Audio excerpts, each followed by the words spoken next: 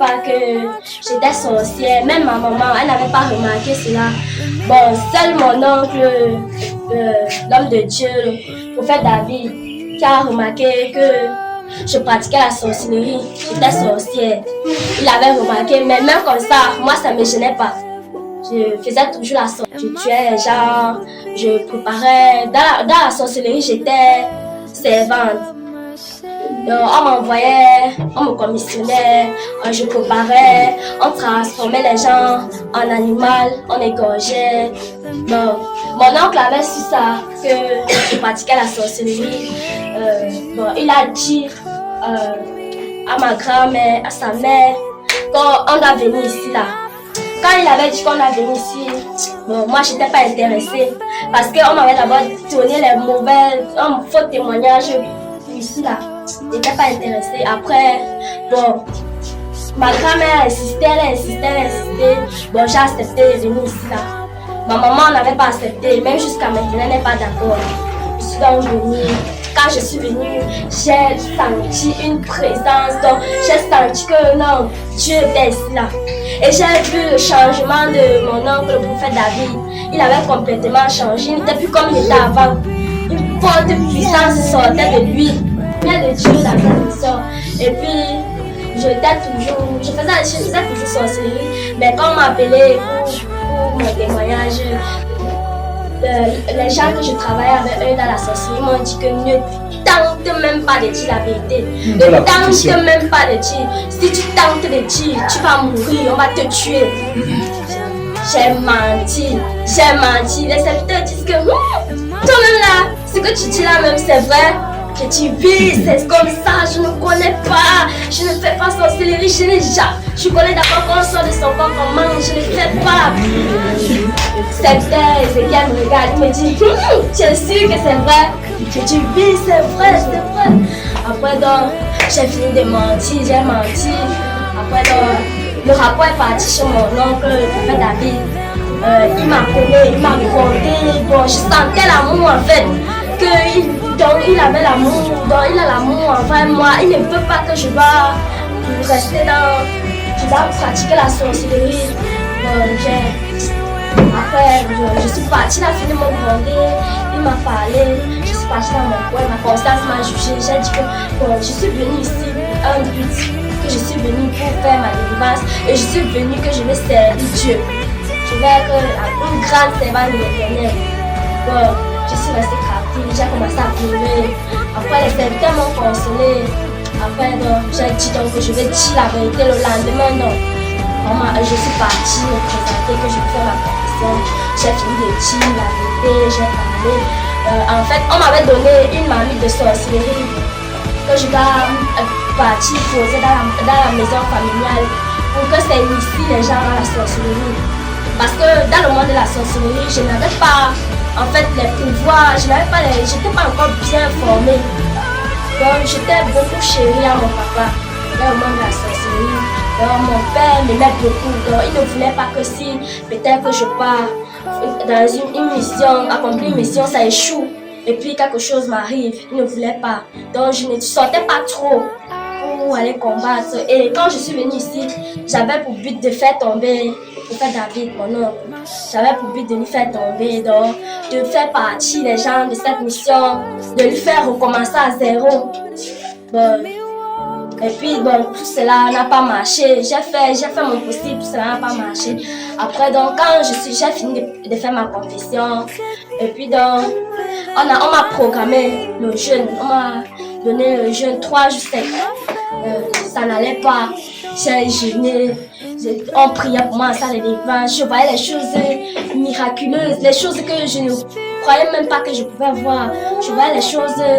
Donc, moi, je me demandais si c'était moi qui voyais ça.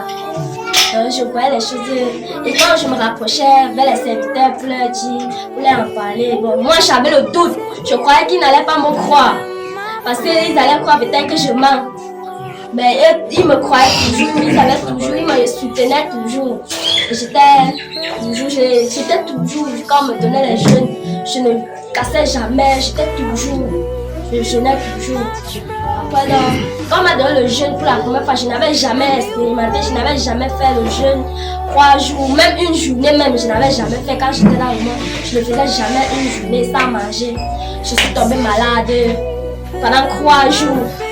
Je suis tombée malade, j'ai commencé dans le palu à monter, j'ai commencé à voir les choses bizarres. Après un moment, quand on me programmait, ma délivrance faisait qu'avancer, Après un moment, j'étais maintenant persécutée. C'est arrivé que je restais seulement comme ça, j'ai tantôt le cœur me fait mal, j'ai les palpitations du cœur, tantôt le ventre. Donc, les gens que je travaillais avec eux à la Sicile venaient me menacer dans les rêves que tant que je ne meurs pas, ils ne vont pas me laisser, ils vont toujours me persécuter. J'étais persécutée, bien aimée, j'étais persécutée. Donc, je restais comme ça, je pleure comme ça, la douleur. On prie pour moi, ça les délivrance. Ça se calme un peu quand je reviens comme ça, là, je commence à pleurer, je pleure. Les serviteurs me consolent, même comme ça n'allait pas. J'étais persécutée à un moment, j'étais persécutée. Après, donc, c'est passé, bon, ma délivrance faisait qu'avancer, c'est passé. Je rêvais maintenant qu'on venait me menacer. J'avais les attaques dans les rêves bizarres, les choses bizarres, les choses qui effrayent. Après maintenant c'est passé.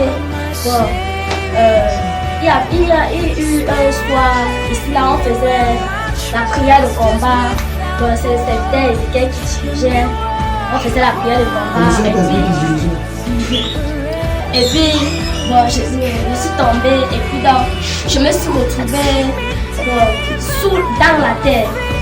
Dans la terre là, bon, il y avait les démons. Je combattais, je tuais les démons. Et puis j'avais le matériel à la main. Je ne sais pas si c'était le dé, si c'était le matériel. Mais j'avais un matériel à la main. Je tuais les démons. Au fur et à mesure que je tuais, ils multipliaient. Ils se multipliaient, je tuais. Bon, c'est comme s'il y avait une muraille en moi que c'est moi celle qui peut les atteindre, mais eux ils ne m'atteignaient pas. Quand ils venaient comme ça là, ils ne m'atteignaient pas. Moi je les tuais, ils ne faisaient que se multiplier. J'étais donc déjà fatiguée. Après donc je suis restée calme, j'ai dit qu'est-ce qu'il fait même.